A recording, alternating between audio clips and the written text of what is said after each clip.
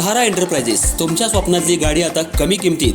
इचलकरंजी शहरालगत असलेल्या कबनूर चंदूर रोडवर कोन्नूर पार्कमधल्या सहारा एंटरप्राइजेस इथं पश्चिम महाराष्ट्रातली विविध बँका आणि फायनान्स कंपन्यांनी जप्त केलेल्या जुन्या दुचाकी आणि चारचाकी गाड्यांची विक्री केली जाते.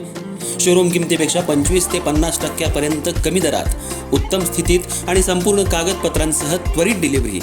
दुचाकी 20,000 पासून पुढे तर चारचाकी 50,000 पुढे. आपल्या पसंतीची कार किंवा बाईक आता अगदी परवडणाऱ्या दरात घेऊन जा. विश्वास, पारदर्शक व्यवहार आणि उत्तम सेवा हेच आमचं वैशिष्ट्य. पत्ता Konnur park, Kabnur Chandur road, Ichalkaranji. Proprietor Rajubhai Ajgar. संपर्क 8055810910 आणि 9860785786. सहारा एंटरप्राइजेस, दर्जा, विश्वास आणि बचत यांचं परिपूर्ण ठिकाण.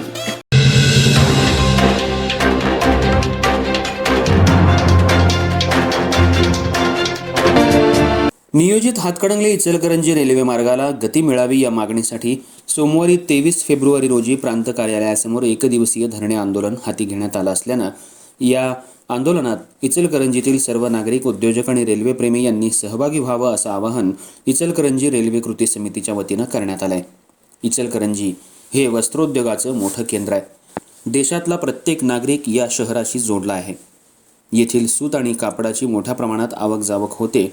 ही गरज ओळखून इचलकरंजी रेल्वे कृती समितीनं 2012 पासून इचलकरंजी रेल्वे व्हावी यासाठी पुढाकार घेत वेळोवेळी पाठपुरावा केला.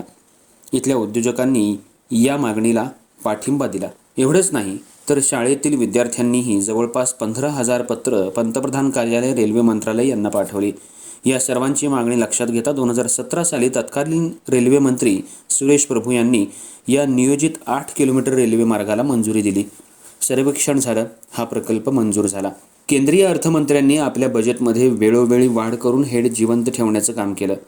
त्यामुळे इचलकरंजीकरांच्या रेल्वेविषयीच्या अपेक्षा वाढल्या, पण हा रेल्वे प्रकल्प पैशाअभावी अडकला. राज्य सरकार निम्मा हिस्सा आणि केंद्र सरकारचा निम्मा हिस्सा असं धोरण असल्यानं सरकार पातळीवर खासदार, आमदार यांनी काहीच प्रयत्न केले नाहीत. यामुळं हा प्रकल्प रेंगाळत पडलाय.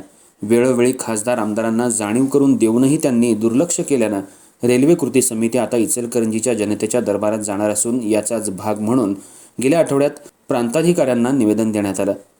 इचलकरंजी रेल्वेची लोकचळवळ अधिक गतिमान करण्यासाठी आणि लोकांचा सहभाग घेण्यासाठी सोमवारी प्रांत कार्यालयासमोर सकाळी 10 ते सायंकाळी 5 या वेळेत 1 दिवसाचं धरणे आंदोलन हाती घेण्यात आलंय. या आंदोलनात सर्व जनतेनं मोठ्या संख्येनं सहभागी होऊन इचलकरंजी रेल्वेचा प्रवास जलद करण्यासाठी पाठिंबा द्यावा असं आवाहन करण्यात आलंय. यावेळी अजय जाधव, नंदू बांगड, रमेश शर्मा, प्रदीप कांबळे, मारुती पाटील, बाळासाहेब नरशेट्टी, मनोहर जोशी, पांडुरंग पिसे, भगवान भुते, दीपक पंडित, प्रदीप कांबळे, विजय कोळेकर, महेंद्र जाधव, संदीप ठोके, सागर रावण, विजय हावळ हे उपस्थित होते.